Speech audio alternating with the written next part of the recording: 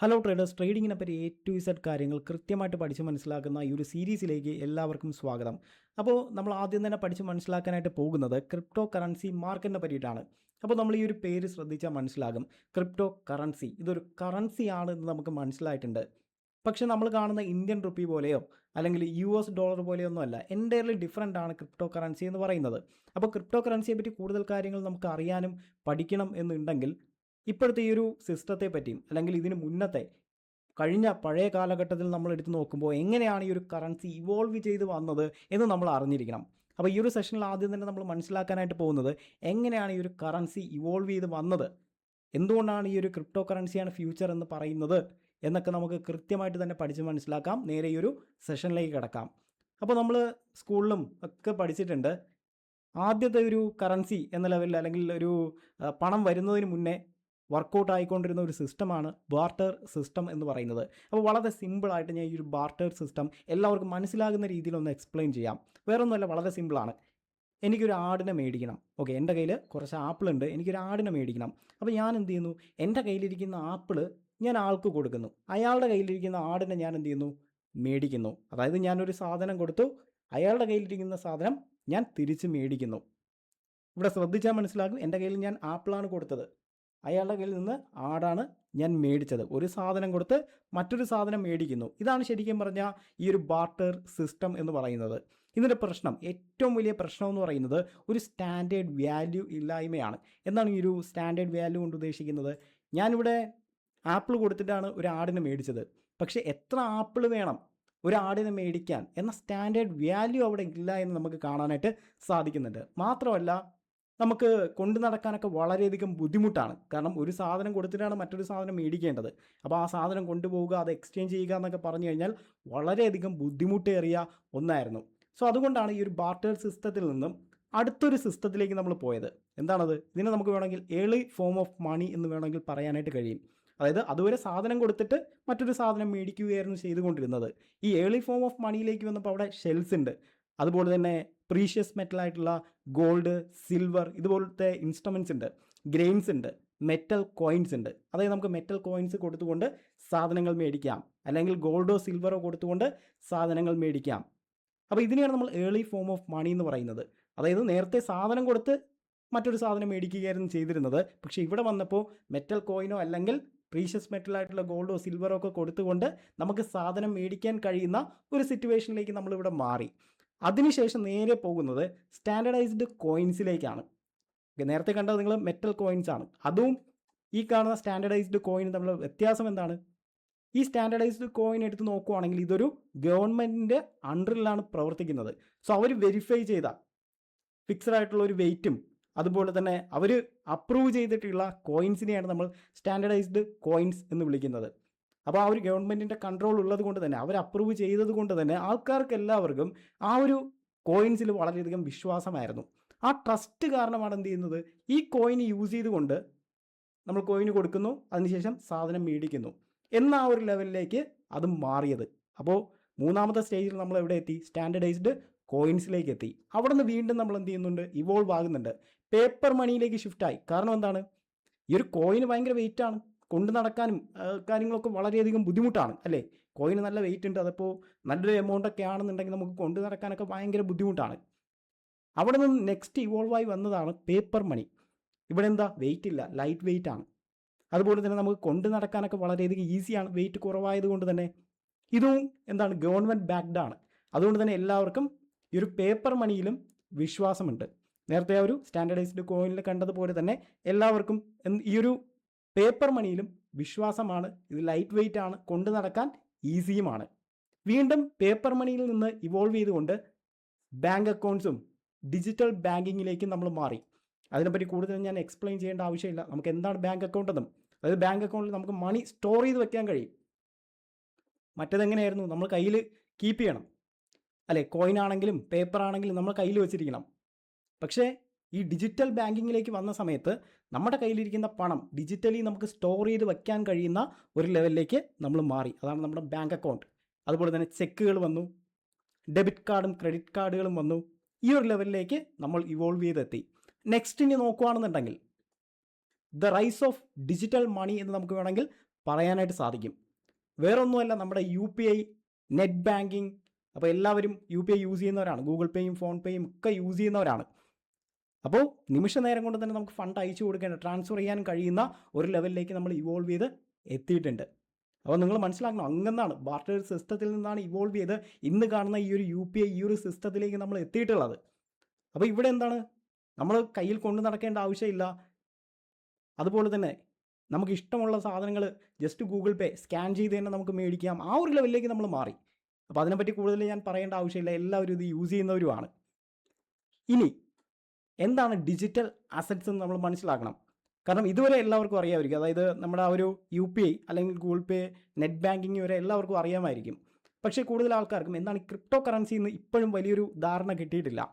ഇനി ഇപ്പം നമ്മൾ കാണുന്ന ഈ ഒരു സിസ്റ്റം ഉണ്ടല്ലോ, ഈ ഒരു മണി സിസ്റ്റത്തിൽ നിന്ന് ഇവോൾവ് ചെയ്ത് നെക്സ്റ്റ് ലെവലായിട്ടുള്ള ഡിജിറ്റൽ അസറ്റ്സിലേക്ക് മാറുന്നതാണ് ഫ്യൂച്ചറിൽ നമുക്ക് കാണാനായിട്ട് സാധിക്കുന്നത്. അതുകൊണ്ടാണ് ക്രിപ്റ്റോ കറൻസി ഫ്യൂച്ചറാണ് എന്ന് പറയുന്നതിന് കാരണം.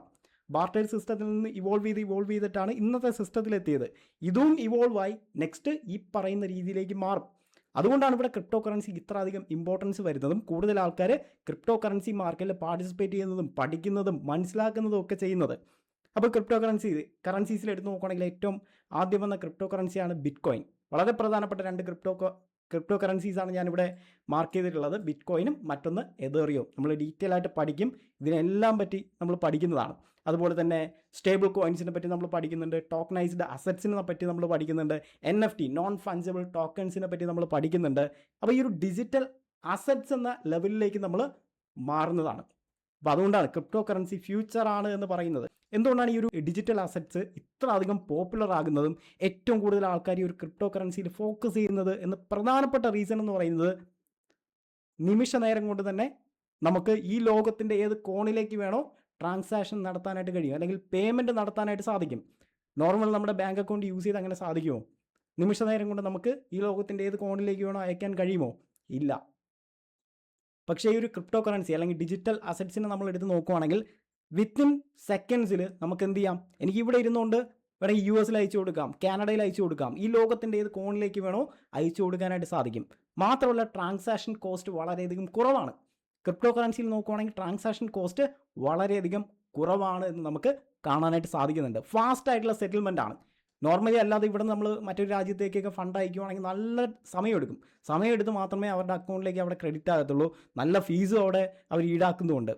പക്ഷേ ക്രിപ്റ്റോ കറൻസിയിലേക്ക് വരുമ്പോഴോ വിത്തിൻ സെക്കൻഡ്സിൽ തന്നെ അയാളുടെ അക്കൗണ്ടിലേക്ക് ഈ ഒരു എമൗണ്ട് ക്രെഡിറ്റ് ആയിരിക്കും. പിന്നെ ഏറ്റവും ഇമ്പോർട്ടൻ്റ് ആയിട്ട് പറയുവാണെങ്കിൽ ഫുൾ ഓണർഷിപ്പാണ്.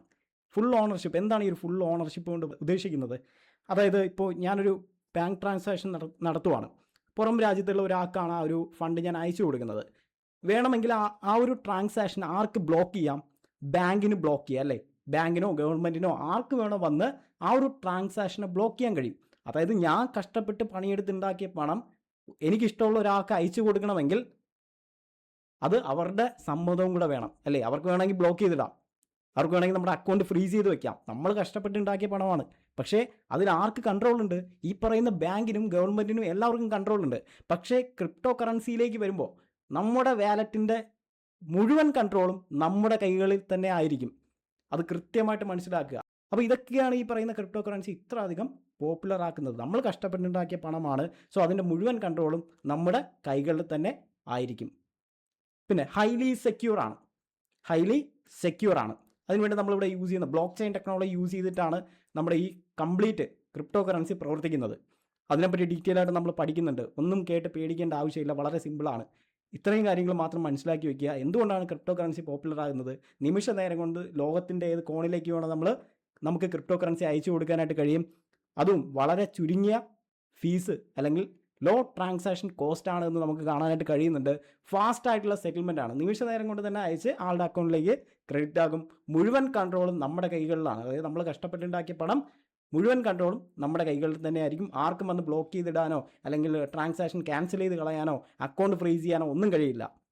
ഹൈലി സെക്യൂർ ആണ്. ആർക്കും തന്നെ വന്ന് ഹാക്ക് ചെയ്തുകൊണ്ട് പോകാനോ ആ ഒരു ലെവലിലേക്കൊന്നും ഒരിക്കലും സാധിക്കത്തില്ല. അപ്പോൾ നിങ്ങൾക്ക് ഓവറാൾ ഒരു സമ്മറിയിലേക്ക് വരുവാണെന്നുണ്ടെങ്കിൽ തുടങ്ങിയത് എവിടെയായിരുന്നു? ബാർട്ടർ സിസ്റ്റത്തിലേക്കായിരുന്നു. അപ്പോൾ അവിടെ നിന്ന് നമ്മൾ ഇവോൾവ് ചെയ്തിട്ട് കമ്മോഡിറ്റി മണി, അതായത് നമ്മുടെ സിൽവർ, ഗോൾഡ് ആ ഒരു ലെവലിലേക്ക് നമ്മൾ മാറി. അവിടെ നിന്ന് ഷിഫ്റ്റായിട്ട് മെറ്റൽ കോയിൻസ്, അതായത് നമ്മുടെ സ്റ്റാൻഡർഡൈസ്ഡ് കോയിൻസിലേക്ക് മാറി.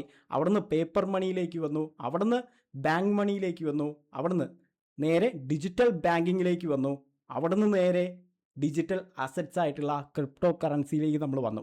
അതായത് ഇപ്പം നമ്മൾ നിൽക്കുന്ന സ്റ്റേജ് ഈ കാണുന്ന 6ാമത്തെ സ്റ്റേജിലാണ്. ഇവിടെ നിന്ന് വീണ്ടും ഇവോൾവ് ചെയ്ത് നെക്സ്റ്റ് ക്രിപ്റ്റോ കറൻസി ആകുമെന്നാണ് ഭൂരിഭാഗം ആൾക്കാരും വിശ്വസിക്കുന്നത്. അപ്പോൾ അതുകൊണ്ടാണ് കൂടുതൽ ആൾക്കാരും ക്രിപ്റ്റോ കറൻസി മാർക്കറ്റിൽ പാർട്ടിസിപ്പേറ്റ് ചെയ്യുന്നതും ക്രിപ്റ്റോ കറൻസിയെ പറ്റി പഠിക്കുന്നതും മനസ്സിലാക്കുന്നതും.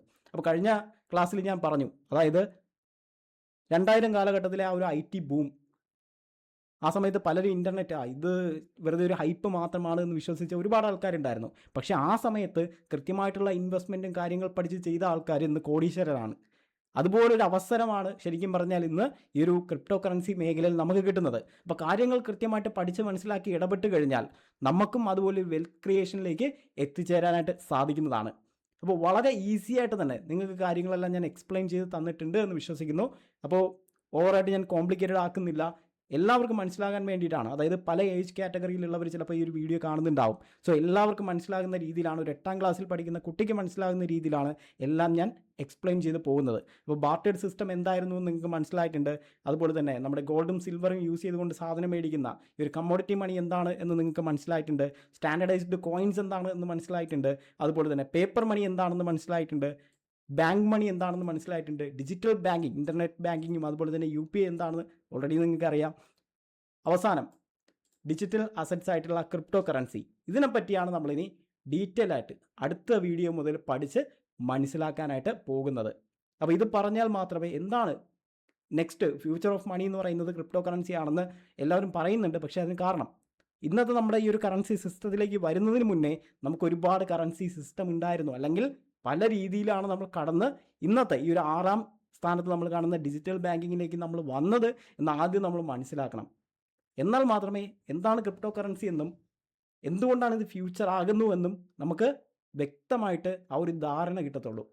അപ്പോൾ അടുത്ത ക്ലാസ് മുതൽ കൃത്യമായിട്ട് എന്താണ് ക്രിപ്റ്റോ കറൻസി എന്ന് നമ്മൾ പഠിച്ചു തുടങ്ങാനായിട്ട് പോകുകയാണ്. ഇപ്പോൾ നമ്മൾ ഈ ഒരു പണത്തിൻ്റെ ആ ഒരു ഇവോൾവ് ചെയ്ത് വന്ന ആ ഒരു എവല്യൂഷനാണ് നമ്മൾ മനസ്സിലാക്കിയത്. പ്രത്യേകം ശ്രദ്ധിക്കുക, നോട്ട് എഴുതി തന്നെ പോവുക. നോട്ടിൽ എഴുതുമ്പോൾ മലയാളത്തിലാണെങ്കിൽ എങ്ങനെയാണോ നിങ്ങൾക്ക് മനസ്സിലാകുന്ന രീതി അങ്ങനെ എഴുതി പോവുക. കാരണം നോട്ട് എഴുതുന്നത് നമുക്ക് മനസ്സിലാക്കാൻ വേണ്ടിയിട്ടാണ്. സോ അതുകൊണ്ട് എന്ത് ചെയ്യുക, കൃത്യമായിട്ട് ആ രീതിയിൽ തന്നെ നോട്ട് എഴുതി മുന്നോട്ട് പോവുക. അപ്പോൾ ഇനി ഒരുപാട് കാര്യങ്ങൾ നമുക്ക് പഠിക്കാനും മനസ്സിലാകാനുമായിട്ടുണ്ട്. അപ്പോൾ എന്ത് ഡൗട്ട് ഉണ്ടെങ്കിലും ചോദിച്ച് ക്ലിയർ ചെയ്യുക. നമ്മുടെ ടെലഗ്രാം ചാനൽ ഗ്രൂപ്പിൻ്റെ ലിങ്ക് ഞാൻ ഡിസ്ക്രിപ്ഷനിൽ കൊടുത്തിട്ടുണ്ട്. ഓക്കെ, അപ്പോൾ ഈ ഒരു സെഷൻ ഇവിടെ വൈൻഡപ്പ് ചെയ്യുവാണ്. താങ്ക്